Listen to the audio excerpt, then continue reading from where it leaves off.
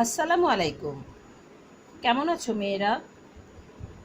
আশা করছি সবাই সুস্থ আছো এবং সুন্দরভাবে আজকে আরেকটি গার্হস্থ্য বিজ্ঞান ক্লাস করার জন্যে আমার সাথে উপস্থিত আছো। আমাদের সবাইকে আজকের ক্লাসে স্বাগতম। আমরা গার্হস্থ্য বিজ্ঞান দ্বিতীয় পত্র পড়ছিলাম। দ্বিতীয় পত্র ক বিভাগ, শিশুর বিকাশ ও পারিবারিক সম্পর্ক। আমরা পড়ছি পঞ্চম অধ্যায়, যে অধ্যায়ে আমরা শিখছিলাম শিশুর বর্ধন বলতে কী বোঝায়, বিকাশ বলতে কী বোঝায়, বিকাশের নীতিগুলো কী কী। গত ক্লাসে আমি তোমাদেরকে প্রথম 4টি বিকাশের নীতি সম্পর্কে বলেছিলাম। আজকে আমরা 5 নাম্বার যে নীতিটা, সেই নীতি থেকে শুরু করব, অর্থাৎ বিকাশের নমুনায় অনুমেয় বৈশিষ্ট্য বিদ্যমান। অনুমেয় মানে কি? অর্থাৎ অনুমান করা যায়, অনুমানের যোগ্য। বিকাশের নমুনায় এমন কিছু বৈশিষ্ট্য আছে যা পূর্ব থেকে অনুমান করা যায়। আমরা এখানে দেখতে পাচ্ছি এই অনুমান করা যায় বৈশিষ্ট্যগুলোর ধারাবাহিক কিছু বর্ণনা আছে। সব কিছুই একটা সাদৃশ্য আছে, সকল শিশুর বিকাশ ধারার মধ্যে সাদৃশ্য থাকে। এই জন্যে প্রথম যেই বিষয়টা আছে যে বিকাশের নমুনায় সাদৃশ্য রয়েছে, অর্থাৎ মাতৃগর্ভে বিকাশ লাভ করার পরেই তো একটা শিশু জন্মগ্রহণ করে। কি করছে? মাতৃগর্ভে বিকাশ লাভ করার পর সে জন্মগ্রহণ করে, এর কোনো ব্যত্যয় ঘটে না। তাহলে এই জিনিসটা খেয়াল করো যে যেমনিভাবে শিশু আগে মাতৃগর্ভে বিকাশ লাভ করে তারপর জন্মগ্রহণ করে, ঠিক তেমনি জন্মের পর বিকাশের ক্ষেত্রেও কিছু ধারাবাহিকতা আছে। প্রথমে শিশু উপুর হয়, এরপরে হামাগুড়ি দেয়, তারপর কি করে? সে হামাগুড়ি দিয়ে বসতে শেখে, বসতে শিখে তারপরে দাঁড়ায়, দাঁড়ানোর পর প্রথমে কি হাঁটতে শিখে? প্রথমে এলোমেলো হাঁটে, তারপর হচ্ছে সে ধারাবাহিকভাবে হাঁটতে শেখে। এগুলো সব অনুমান করা যায়। তবে এর যে ব্যতিক্রম নেই তা কিন্তু না। কোনো শিশু যদি অপরিণত অবস্থায় জন্মগ্রহণ করে তাহলে সে দুর্বল থাকবে, তার বিকাশ ধারাও ধীর গতিতে চলবে। এবার আসো পরবর্তী অনুমেয় বৈশিষ্ট্য। সেটা কি? বিকাশের ধারা সব সময় সাধারণ থেকে বিশেষের দিকে যায়। সাধারণ থেকে বিশেষের দিকে যাওয়ার মানেটা কি? সাধারণ থেকে বিশেষের দিকে যাওয়া মানে হচ্ছে শিশু হচ্ছে প্রথমে কিভাবে হাঁটে? এলোমেলোভাবে হাঁটে, তারপর এলোমেলোভাবে হাঁটা, এলোমেলো হাঁটা, এরপরে হচ্ছে সঠিকভাবে হাঁটতে শেখে, সঠিকভাবে হাঁটা। তাহলে প্রথমে সে এলোমেলোভাবে হাঁটলো, তারপর সে সঠিকভাবে হাঁটতে শিখলো। প্রথমে সে আধো আধো কথা বলে, তার সেই কথাগুলো সম্পূর্ণ অর্থ বা স্পষ্ট উচ্চারণ হয় না, পরবর্তীতে সে স্পষ্টভাবে কথা বলে এবং সবাই সেটা বুঝতে পারে। তাহলে বিকাশের সব ধারা সাধারণ থেকে বিশেষের দিকে যায়। বিষয়টা বুঝতে পেরেছ? এবার হচ্ছে সকল বিকাশ চলমান। সকল বিকাশ চলমান মানে কি? বিকাশ নিষিদ্ধকরণ থেকে মৃত্যু পর্যন্ত চলমান। এই সময়টাতে কখনো হচ্ছে বিকাশ দ্রুত হয় আর কখনো হচ্ছে ধীর গতিতে চলে। যেমন জন্মের পূর্বে প্রাক জন্ম বিকাশ, শিশুকাল, বয়সন্ধিকাল, এই যে সময়গুলো, যেমন প্রথমেই বলবো প্রাক জন্ম বিকাশ, এরপর হচ্ছে শিশুকাল,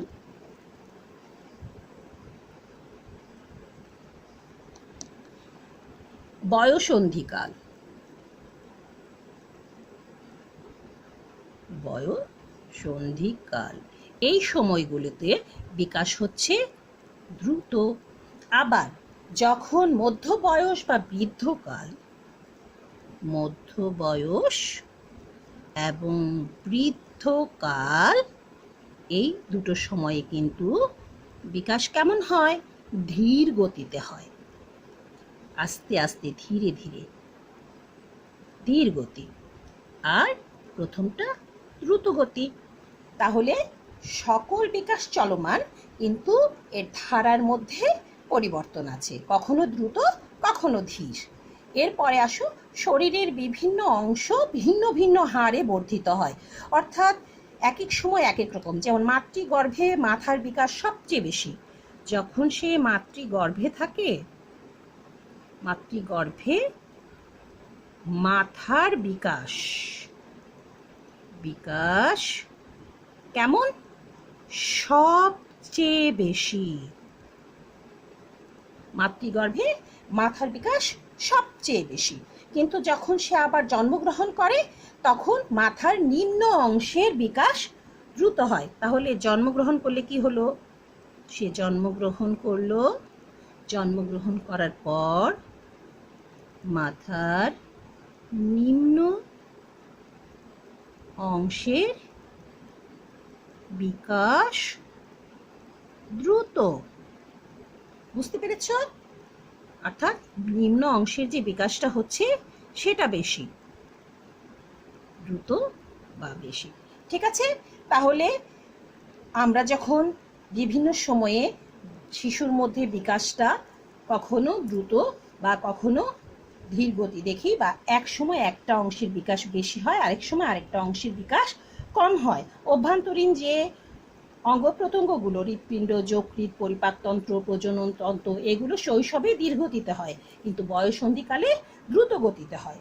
এরপরে হচ্ছে বিকাশ পারস্পরিক সম্পর্কিত, অর্থাৎ শিশুর যে শারীরিক, মানসিক, আবেগিক, সামাজিক এই বিকাশগুলো যে হয়, এগুলো একটি অন্যটির সাথে সম্পর্কিত।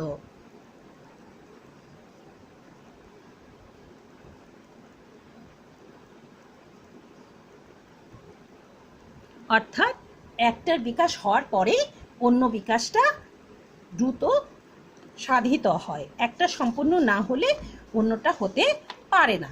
এবার আসো, বিকাশে ব্যক্তি স্বাতন্ত্র্য বিদ্যমান। আমরা বলছি নির্দিষ্ট বয়সে নির্দিষ্ট বিকাশ হবে, সেটাই স্বাভাবিক, এই বিষয়ে একটা অনুমানও করা যায়।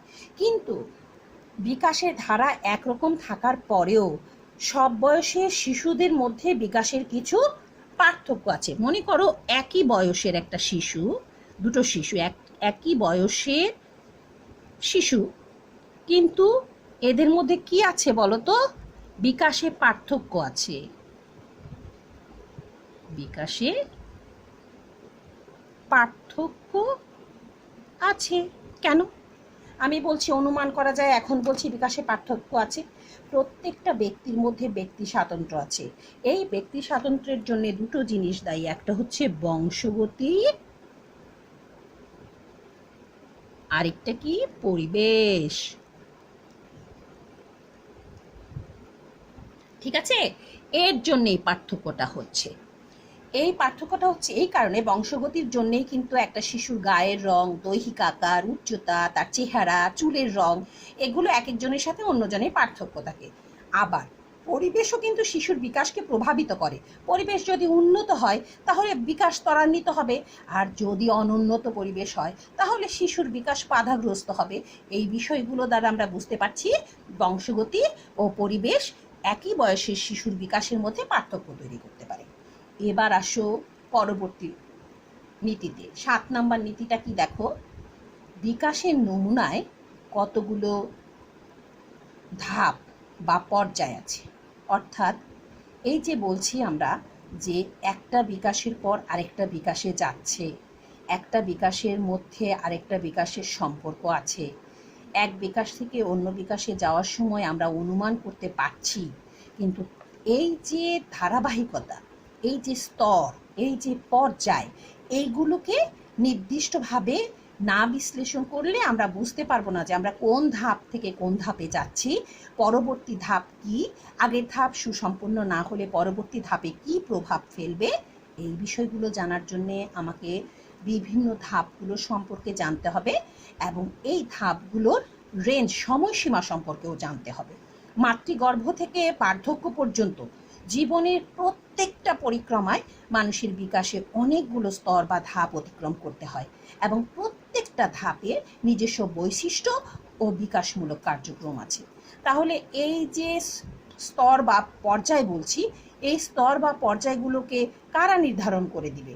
মনোবিজ্ঞানীরা মানুষের জীবনের এই পরিক্রমাকে নির্দিষ্ট কিছু ধাপে ভাগ করেছে। এই ভাগগুলো কি কি একটু খেয়াল করো। সবার প্রথমে ধাপগুলোর নাম জানতে হবে আমাদের। অর্থাৎ প্রথমেই দেখো প্রাক জন্ম পর্যায়। প্রাক জন্ম পর্যায় সেটা হচ্ছে শিশুর ভূমিষ্ঠ হওয়ার পর থেকে 280 দিন আর কি, জন্মগ্রহণ নিষিক্ত হওয়া থেকে জন্মগ্রহণ পর্যন্ত প্রাক জন্ম পর্যায়, অর্থাৎ জন্মের আগে। তাহলে জন্মের আগে যদি হচ্ছে তাহলে মোট 280 দিন। এই জিনিসটা মনে রাখবে, 280 দিন। এই 280 দিন কি? এই 280 দিন হচ্ছে নিষিক্তকরণ থেকে শুরু করে জন্মগ্রহণ পর্যন্ত। এর পরবর্তী ধাপটা কি? এর পরবর্তী ধাপটা হচ্ছে শিশুকাল। শিশুকাল বলতে আমরা কোন সময়টাকে বুঝছি? শিশুকাল বলতে আমরা বুঝছি ভূমিষ্ঠ হওয়ার পর থেকে 2 বছর পর্যন্ত।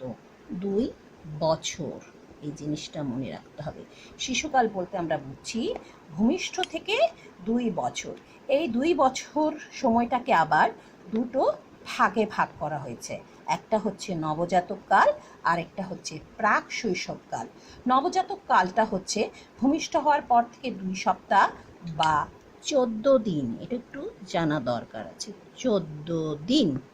এরপরে প্রাক শৈশব, সেটা হচ্ছে 2 সপ্তাহ থেকে 2 বছর।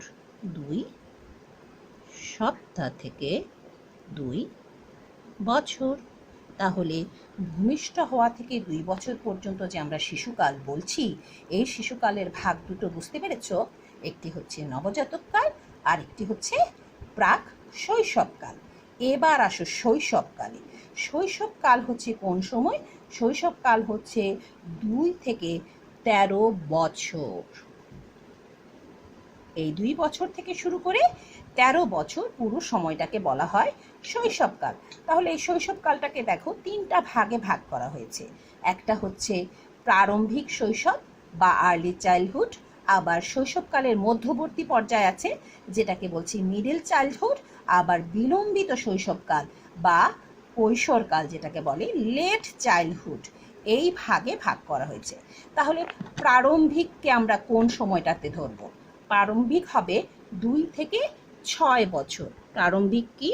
2 থেকে 6 বছর। তাহলে মধ্যবর্তী হচ্ছে 6 থেকে 10 বছর। মধ্যবর্তী শৈশবকাল বলতে আমরা বুঝতে পারছি 6 থেকে 10 বছর। এবার আসো বিলম্বিত শৈশবকাল। এই বিলম্বিত শৈশবকাল বা কৈশোরকাল লেট চাইল্ডহুড, যেটা হচ্ছে 10 থেকে 13 বছর। 10 থেকে 13 বছর।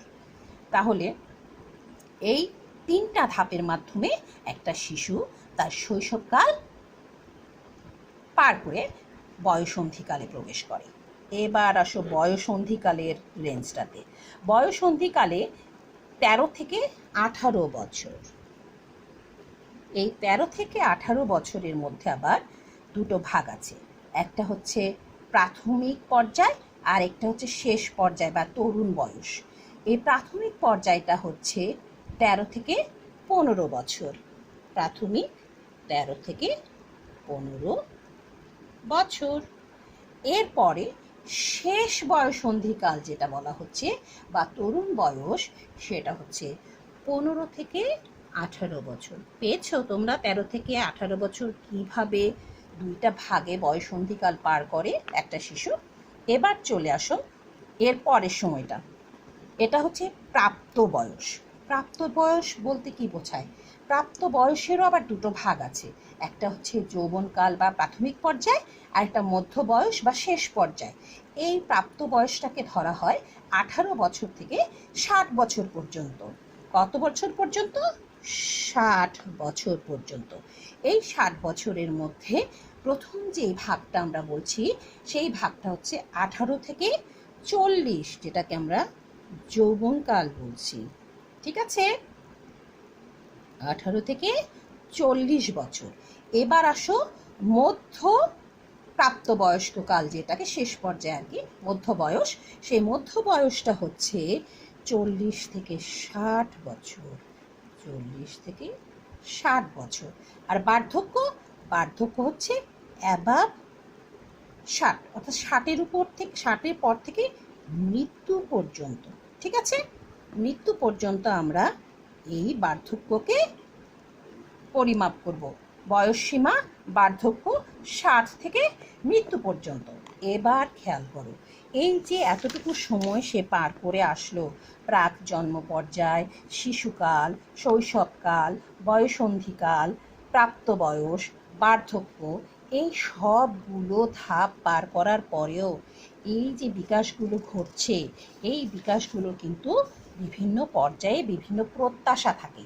অর্থাৎ কোন ধাপে তার কোন ধরনের আচরণ আমরা স্বাভাবিকভাবে গ্রহণ করব আর কোন আচরণকে স্বাভাবিকভাবে গ্রহণ করা হবে না, এই বিষয়গুলো কিন্তু খেয়াল করতে হয়। তাহলে এর পরবর্তী যেই নীতি, সেটা হচ্ছে বিকাশের প্রতিটি পর্যায়ে প্রত্যাশা থাকে। অর্থাৎ সে আস্তে আস্তে বড় হবে, সে শৈশবকাল পার হয়ে বার্ধক্যে যাবে ধারাবাহিকভাবে, কিন্তু তার নির্দিষ্ট কিছু আচরণগত প্রত্যাশা সমাজের সেই শিশুর কাছে থেকে যায়। এই আচরণগত প্রত্যাশাগুলো হচ্ছে শিশুর দক্ষতা এবং যোগ্যতা অর্জনের সাথে সাথে বয়সের বিকাশের যে কার্যক্রম, সেটাই হচ্ছে আচরণগত প্রত্যাশা। তাহলে এই বিকাশমূলক কার্যক্রমগুলোকে 3টি ভাগে বা 3টি বিষয়ের সাথে সমন্বয়ে অর্জিত হয় বলে ধারণা করা হয়। মনোবিজ্ঞানীরা এই বিষয়গুলোকে এভাবেই শনাক্ত করেছেন। তাহলে প্রথম যেই বিষয়টা আছে সেটা হচ্ছে ফিজিক্যাল ম্যাচুরেশন। এই ফিজিক্যাল ম্যাচুরেশন শব্দের সাথেই বোঝা যাচ্ছে যে দৈহিক পরিপক্কতা অর্জন। এটা কি জিনিস? এটা হচ্ছে দৈহিক পরিপক্কতা অর্জন। এর পরের যে প্রত্যাশাটা, সেটা হচ্ছে সামাজিক কিছু নিয়ম নীতি আছে, কিছু কৃষ্টি কালচার বলে আমরা যেসব কথাগুলো বলি, সেই কৃষ্টি কালচার আছে। সেই জন্যে এই প্রত্যাশাটার নাম হচ্ছে কালচারাল প্রেশার অফ সোসাইটি। অর্থাৎ সমাজ সেই সোসাইটির যে কিছু বিকাশমূলক প্রভাব তার যে কার্যক্রমের সাথে শিশুর মধ্যে দেখা দেয়, সেটাই হচ্ছে এই ধাপের অংশ। এখানের প্রত্যাশা কেমন প্রত্যাশা? এই বিকাশমূলক কার্যক্রমটা কি? এই বিকাশমূলক কার্যক্রমটা হচ্ছে যেমন পড়াশোনা শেখা, লিঙ্গ অনুযায়ী আচরণ, এগুলো করা, পড়ালেখা করা, লিঙ্গ অনুযায়ী আচরণ, এই বিষয়গুলো হচ্ছে এই কালচারাল প্রেশার অফ সোসাইটির অন্তর্গত। এবার আসো পার্সোনাল ভ্যালু অ্যান্ড অ্যাসপিরেশন, অর্থাৎ তার যে মূল্যবোধ, তার যে উচ্চাকাঙ্ক্ষা, এই জিনিসগুলো কিন্তু তার জন্য একদমই আলাদা। তার সেই আচরণ দেখে, তার যে অভিযোজন ক্ষমতা, সমাজে তার যে নির্দিষ্ট একটা স্থান, সেই থেকে বোঝা যায় যে ওর যে মূল্যবোধ, ওর যে উচ্চাকাঙ্ক্ষা, এগুলো কেমনভাবে বিকশিত হবে। কিভাবে সেই জিনিসটা মূল্যায়ন করা যায় সবচেয়ে সহজ জানো? পেশা, অর্থাৎ শিশু বড় হয়ে কি হতে চায়, অর্থাৎ বড় হয়ে কি হতে চায়, এই বিষয়টা কিন্তু বেশ জরুরি। যে শিশু তার নিজের জীবনকে কিভাবে মূল্যায়ন করে, সে সমাজ থেকে কি বিষয়গুলো দ্বারা উৎসাহিত হয়েছে, এই সমাজে সে কোন রোল প্লে করতে চায়, বড় হয়ে পেশা হিসেবে সে কি বেছে নিতে চায়, এই বিষয়গুলি কিন্তু বেশ জরুরি। এর মাধ্যমেই শিশু কি হয়? শিশু বিভিন্ন বয়স অনুযায়ী বিকাশমূলক দক্ষতা এবং যোগ্যতার পরিচয় দেয়। এটাই সমাজ তার কাছ থেকে আশা করে। ঠিক আছে, যদি কোনো কারণে সে হীনমন্যতায় ভোগে, তাহলে কিন্তু তার কাছ থেকে সেই প্রত্যাশিত আচরণটা পাওয়া যায় না। তখন সে তারা আস্থাহীন হয়, নিজের উপরে কম আস্থা থাকে এবং জীবনের চলার পথে পিছিয়ে পড়ে। এই হীনমন্যতায় যেন শিশু না ভোগে, সেই বিষয়টা খেয়াল রাখা উচিত। তাহলে এই হীনমন্যতাটা, এটা কিন্তু প্রত্যাশা না, এটা কিন্তু একটা বিপত্তি। এই জন্যে পরবর্তী পয়েন্টটা দেখো, বিকাশের প্রতিটি পর্যায়ে বিপত্তির আশঙ্কা বিদ্যমান, অর্থাৎ স্বাভাবিকভাবে শিশুর বিকাশ অগ্রসর হবে, কিন্তু কিছু কিছু বিপত্তি দেখা দিতে পারে। এই বিপত্তি কি করে? বিপত্তি স্বাভাবিক বিকাশে বাধা সৃষ্টি করে। তাহলে বিপত্তি হলে কি হচ্ছে? বিপত্তি স্বাভাবিক বিকাশে বাধা সৃষ্টি করে। বাধা সৃষ্টি করে। তাহলে বিপত্তি স্বাভাবিক বিকাশে যদি বাধা সৃষ্টি করে, এতে কি সমস্যা হবে?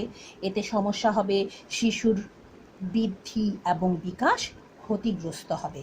যেমন খেয়াল করে দেখো, যদি স্বাভাবিকভাবে পরিবেশ স্বাভাবিক থাকে, শিশু স্বাভাবিকভাবে বেড়ে উঠবে, কিন্তু যদি শিশু অবহেলায়, অযত্নে, অস্বাস্থ্যকর পরিবেশের মধ্যে লালিত পালিত হয়, তখন বিপত্তি দেখা দিবে। এছাড়া দুর্ঘটনা বলে তো একটা কথা আছে, আঘাত পেতে পারে, দুর্ঘটনার কারণে শিশুর মধ্যে কোনো বিপত্তি দেখা দিতে পারে, তখন বিকাশের সমস্যা দেখা দিবে। এই বিপত্তির কারণে শিশুর শারীরিক, মানসিক, সামাজিক, আবেগিক, নৈতিক বিকাশও কিন্তু বাধাগ্রস্ত হতে পারে। সেই বাধাটা কি করবে? শিশুর জীবনকে বিপন্ন করে তুলবে। অর্থাৎ আমাদের কাজ কি? আমাদের সতর্ক থাকতে হবে এবং শিশুকে দুর্ঘটনা থেকে রক্ষা করতে হবে। এটা হচ্ছে খুব গুরুত্বপূর্ণ একটা ব্যাপার। দুর্ঘটনা থেকে রক্ষা করা, শিশুকে যে কোনো ধরনের দুর্ঘটনা থেকে রক্ষা করা। তবে দুর্ঘটনা তো দুর্ঘটনা, সতর্কতার পরেও এই বিষয়টা হতেই পারে। এবার আসো সবচেয়ে সুন্দর এবং সবচেয়ে ব্যতিক্রম ধর্মী একটা নীতি, সেটা হচ্ছে শিশুর যে বিকাশ হচ্ছে, এই বিকাশের বিভিন্ন পর্যায়ে সুখের অনুভূতি বিভিন্ন রকম হয়। এটা একটা খুবই মজার বিষয়। তোমরা নিজেরা যখন শৈশবকাল পার করে এসছো, তখন এই ব্যাপারগুলো কিন্তু খেয়াল করো নাই। যেমন একটা শিশু যখন সে একদম প্রথম শুধুমাত্র তার পরিবারের বাইরে কাউকে না চিনে, তখন কিন্তু তার জীবনে সুখ একরকম। তারপর যখন সে আস্তে আস্তে স্কুলের গণ্ডিতে চলে আসে, তখন তার সুখটা আরেক রকম। সুখকে সংজ্ঞায়িত করা খুব কঠিন। সুখ বিষয়টা এক একজনের কাছে এক এক রকম, কারণ সুখ একটা আপেক্ষিক বিষয়। এই বিষয়টা সবার আগে জানতে হবে। সুখ কি? সুখ একটি আপেক্ষিক বিষয়, অর্থাৎ সুখ এক একজনের কাছে এক এক রকম। তাহলে শিশুর সুখের অনুভূতিটা শৈশবে পরিবার কি করে? পরিবার সেই শিশুকে সুখী হতে সাহায্য করে। যেই শিশু যত্ন এবং সহযোগিতার মধ্যে বড় হয়, সে সুখী শিশু।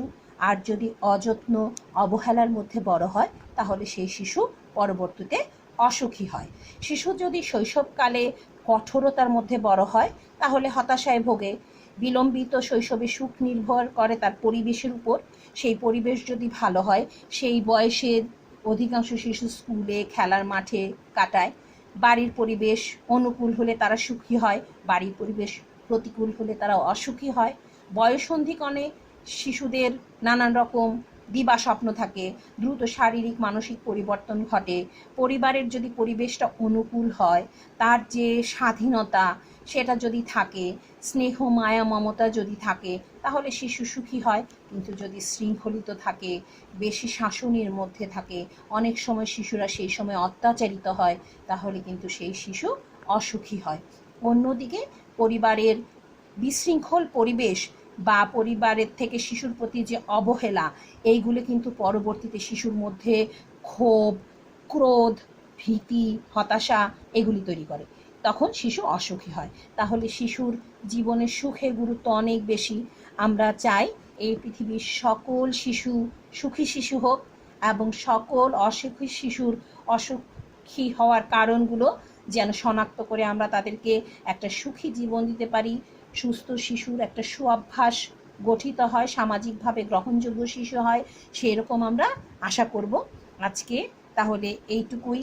আগামী দিন তোমাদের শিশুর প্রতিবর্তী যে ক্রিয়াগুলো, সেই ক্রিয়াগুলো নিয়ে পরবর্তী ক্লাসে আবার দেখা হবে। সে পর্যন্ত ভালো থেকে মেয়েরা, সাবধানে থেকো।